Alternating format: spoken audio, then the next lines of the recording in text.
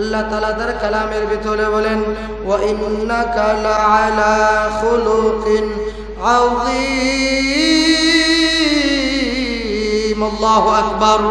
আল্লাহ তাআলা তার কালামের ভিতরে ফরমান আমি আমার নবীকে সর্বশ্রেষ্ঠ চরিত্রের অধিকারী বানাইছি। হযরতে আল্লাহু আকবার। আল্লাহর নবী সাল্লাল্লাহু আলাইহি ওয়াসাল্লামের কাছে এক সাহাবী আসছেন, হযরত জাবের রাদিয়াল্লাহু তাআলা আনহু। দেখেন বরকত কেমনে হয়। হযরত জাবের রাদিয়াল্লাহু তাআলা আনহু তার বিবির সাথে পরামর্শ করতেছে, বিবি গো, ও বিবি, আল্লাহর নবীকে একদিন দাওয়াত দিতে হবে। কয় কিছু গোশত আছে, কিছু আটা আছে, রুটি বানাইয়া গোশতর তরকারি রান্না করে আল্লাহর নবীকে দাওয়াত দিব। আল্লাহর নবীর কাছে চলে যান। হযরত জাবের রাদিয়াল্লাহু তাআলা আনহু আল্লাহর নবীর কাছে চলে গেলেন। যা কয় নবী গো, আমার বাড়িতে আপনার দাওয়াত রইল। আল্লাহর নবীর কাছে খুইলা কইছে, নবী গো, আমার বাড়িতে যে লোকজন আছে আর আপনি যদি যান যে রুটি এবং গোশত আছে তৃপ্তি সহকারে খাইতে পারবেন। আল্লাহর নবী সাল্লাল্লাহু আলাইহি ওয়াসাল্লাম কয়, জাবের, আমি নবী তোমার বাড়িতে একাই যাব না। ও জাবের, আল্লাহর নবী সাল্লাল্লাহু আলাইহি ওয়াসাল্লাম জাবেরকে যখন এই কথা বললেন, আল্লাহর নবী মেম্বারে উঠে ঘোষণা করে দিলেন, ও আমার সাহাবীরা যারা খন্দকের যুদ্ধে গেছো, অনেকে 3 দিন ধরে খানা খাও না, অনেকে 4 দিন ধরে খানা খাও না, অনেকে 5 দিন ধরে খানা খাও না। ও খন্দকের যোদ্ধারা, আমি নবী তোমাদেরকে দাওয়াত দিলাম, জাবেরের বাড়িতে তোমরা এখন 3000 সাহাবী আছো, 3000 সাহাবীর সবার দাওয়াত জুড়ে কন্যা সুবহানাল্লাহ। 3000 সাহাবী দাওয়াত দিয়ে জাবেরের তো কলিজা শুকায় গেছে। 3000 সাহাবী আমি কেমনে খাওয়াবো? আমার তো কোনো আঞ্জাম নাই, আমি কেমনে খাওয়াই? জাবের রাদিয়াল্লাহু তাআলা আনহু আল্লাহর নবীর কাছ থেকে বিদায় নিয়ে চলে আসছে। বিবির কাছে কই, বিবি গো, ও বিবি, আল্লাহর নবীর কাছে গেছিলাম, যাওয়ার পরে আল্লাহর নবীকে দাওয়াত দিলাম। আল্লাহর নবী সাল্লাল্লাহু আলাইহি ওয়াসাল্লাম উনি 3000 সাহাবীকে আমার বাড়িতে দাওয়াত করছে। জোরে কোন সুবহানাল্লাহ। আপনার আমার বিবি হইলে আগে আধা ঘন্টা হুজুর করে গাইলেই তো, যে হুজুর গাই দাও দেখছি, হুজুরে 2 জন তো আপনার লোক নিয়ে যায়, কথা ঠিক না? আর দেখেন কিরকম বিবি, নবীর যখন নবীর কথাটা বিবির কাছে এসে বলছে, বিবি কয়, কথা ডাকার দাওয়াত কি আপনি দিছেন না আল্লাহর নবী দিছে? বিবি গো, দাওয়াত তো আমি আল্লাহর নবীকে দিছি, আল্লাহর নবী আমার পক্ষ হইয়া নবীজি 3000 সাহাবীকে দাওয়াত দিছে। যখন এই কথা বিবি শুনছে, ওই স্বামীকে বিবি বলতেছে, ও আমার স্বামী, আল্লাহর নবী যেহেতু দাওয়াত দিছে আমি বেজার না, আমি খুশি। জোরে কন্যা সুবহানাল্লাহ। আল্লাহর নবী সাল্লাল্লাহু আলাইহি সাল্লাম দাওয়াত, আল্লাহর নবী দাওয়াত দিছে জাবের রাদিয়াল্লাহু তাআলা আনহু 3000 সাহাবীকে নিয়া। আল্লাহর নবী জাবেরের বাড়ির দিকে রওনা। জাবেরের বিবি রান্না করতে, রুটি বানাইতেছে, গোশতের তরকারি রান্না করতেছে। হযরতে জাবের রাদিয়াল্লাহু তাআলা আনহু, হযরতে জাবের আল্লাহর কাছে কই, মালিক এমন একজন নবীর উম্মত বানাইছেন, আল্লাহ ধুলাকে যদি আটায় পরিণত করতে পারেন, আমি জাবেরের ঈমান মজবুত, আমাকে কেন 3000 কেন 3 লক্ষ সাহাবী যদি আমার বাড়িতে খানা খায়, আমার নবী আমার বাড়িতে আসবে, আমার বিশ্বাস আমার খানা কিয়ামত পর্যন্ত শেষ হবে না। জোরে বলেন সুবহানাল্লাহ।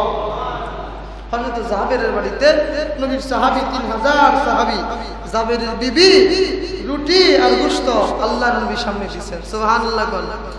আল্লাহর নবী সাল্লাল্লাহু আলাইহি সাল্লাম জাবেরের বাড়িতে যে বসছেন, সাহাবীরা বসছেন, খানা দিবেন, এক একজন করে খানা দিবেন।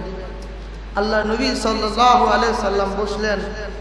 বসার পরে এক এক সাহাবীদেরকে বলতেছে, সাহাবীরা তোমরা পেট ভরে খানা খাও, যার যত খুশি তত খাও। সাহাবীরা 3 দিন 4 দিন ধরে অনাহারে খানা খায় না। হঠাৎ করে আল্লাহ নবী দাওয়াত দিয়েছেন, সাহাবীরা পেট ভরে খেয়েছে। খাওয়ার পরে সব সাহাবী 3000 সাহাবীকে রুটি দেওয়া শেষ, পুষতে দেওয়া শেষ। আল্লাহ নবী খাইলেন, জোরে কান সুবহানাল্লাহ। আল্লাহ নবী খাইলেন। জাবের আর জাবির বিবি কয়, ও আমার স্বামী দেখো নবীর বরকত। আল্লাহ নবী জাবের বইলা গেলেন, জাবের রে দেখো আমি নবী তোমার বাড়িতে আসছি, আমার আল্লাহ তোমার খানায় এই পরিমাণ বরকত দিছে। জাবের রে এই খানার ঢাকনা যদি কিয়ামত পর্যন্ত না তোলো, ও জাবের কিয়ামত পর্যন্ত রুটি খাইবা, গোশত খাইবা, তবু তোমার রুটি এবং গোশত শেষ হবে না। চিল্লায়া বলুন আল্লাহু আকবার। আল্লাহ যদি বরকত দেয় কোনো মানুষ নিতে পারে? অনেক মানুষ 10,000 টাকা 20,000 টাকা কামাই করে, তাও সংসারে অভাব থাকে, ঠিক না?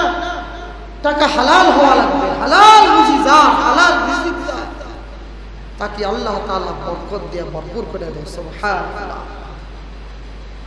মানুষে বলে হুজুরদের টাকা বরকত দিস। ভাই হুজুর না, আপনার টাকা বরকত আছে, আপনি বরকত তো বিষয়ে পান না। বরকত খুঁজেন, কোথায় বরকত? বরকত আপনার টাকাও আছে, হালাল ভাবে কামাই করেন। হারাম ভাবে 1 লক্ষ কামাই করবেন, হালাল ভাবে 1 টাকা কামাই করবেন। হারামের চেয়ে হালালের 1 টাকার দাম আল্লাহর কাছে বেশি। জোরে কোন সুবহানাল্লাহ। হারামে কোনো আরাম নাই। যারা হারাম খায় এরা অসুস্থ থাকে, এদের ভিতরে বিরাজমান বিভিন্ন চিন্তা ভাবনা আল্লাহ ঢুকাইয়া দেওয়া যায়। তারা সব সময় বাড়িতে কেউ না কেউ অসুখে পড়ে থাকে, হারাম খাওয়ার কারণে। হারামে আরাম নাই ভাই। কোন পথে যাইতেছি আমরা, কোথায় যাইতেছি? মৃত্যু তো আসবেই আসবে। কেন বুঝো না? কেন আমরা বুঝি না? এই যে মসজিদে আসলাম, এই মসজিদে আসা হতে পারে আপনার আমার জীবনের শেষ আসা, কথা ঠিক না ভাই? আবার মসজিদে আসবেন, আবার আসরের নামাজ জামাতে পড়বেন, এটা বাবাও যায় না, কল্পনাও করা যায় না, কথা ঠিক কিনা? অনেক মানুষ ঘুমের ভিতরে মারা যায় ভাই, আপনি আমিও মারা যাই। কখনটা আকাশে আজরাইল আলাইহিস সালাতু ওয়াস সালাম যখন জান কবজ করার জন্য যাবেন, ও ভাই দোস্ত বুজুর্গ চিন্তা করে দেখেন, আজরাইল কিন্তু একা জান কবজ করে না। আজরাইল একা জান কবজ করে না, আজরাইলের সহপাঠী আছে, আজরাইলের দল আছে। হাদিসে ভিতরে কোন কোন কিতাবে লেখে 300 ফেরেশতা আজরাইলের সাথে আছে। এক একজন খুব ভয়ঙ্কর, বিশাল ভয়ঙ্কর। আজরাইলের পা থাকবে জমিনে, মাথা আসমানে থাকবে, 1 হাত মাশরিক ডান দিকে থাকবে যত দূর পর্যন্ত যায়, আর 1 হাত বাম দিকে থাকবে যত দূর পর্যন্ত যায়। শরীরের ভিতরে পশম হবে লম্বা লম্বা, পশমের উপর দিয়ে আগুন বের হবে, চক্ষু থাকবে নীল দিঘির মতো। আজরাইলের হাতের নখ থাকবে বিশাল বড় বড়। আজরাইলের থাবা বড় কঠিন ভাই। এজন্য ইমানদার হয়ে কবরে যেতে হবে, নবীর ভালোবাসা। আমার প্রশ্ন, আপনি কি আপনার বউকে খুশি করতে চান না আল্লাহ আল্লাহ রাসূলকে খুশি করতে চান? অনেকে বলে যে বিবির কথা ছাড়া দাড়ি রাখা জায়েজ নেই, বলে কি বলে না? আমার এখানে একটা প্রশ্ন আছে, বলেন তো আজকে আপনার বিবিরে খাবার দাবার না দিলে, তার বরণ পোষণ না করলে আপনার বিবি আপনার কাছ থেকে চলে যাবে, আরেক জায়গায় বিবাহ বলবো, কথা ঠিক না বেঠিক? স্বার্থ ছাড়া কেউ করে ভালোবাসে একমাত্র আল্লাহ আল্লাহ রাসূল ছাড়া। বলেন তো আল্লাহরে আমরা কয় কোটি টাকা দিছি? কেউ দিছেন? এই চক্ষু দিছে আল্লাহ, স্বার্থ আছে নাই? দিছে বান্দা, তোরে দিছি আমার ইবাদত কর। তো আল্লাহ নবী সাল্লাল্লাহু আলাইহি ওয়াসাল্লাম আল্লাহ ছাড়া আমারে আমার বিবি বলেন, ভাই বলেন, যাই কিছু বলেন, স্বার্থ থাকলে সবাই মহব্বত করে ভালোবাসে। আপনার বিবি আপনার জন্য কাঁদে না, আল্লাহর নবী সাল্লাল্লাহু আলাইহি ওয়াসাল্লাম আপনার জন্য কাঁদে, আমার জন্য কাঁদে। নবীরে কষ্ট দিয়া বিবিকে খুশি করবেন, কাল কিয়ামতের ময়দানে আল্লাহর সামনে দাঁড়াইতে হবে। আল্লাহ বলবেন, বান্দা দুনিয়াতে তোমার বিবিরে খুশি করছো, ছেলেরে খুশি করছো, মেয়েরে খুশি করছো, নেতারে খুশি করছো, আল্লাহরে খুশি করে নাই।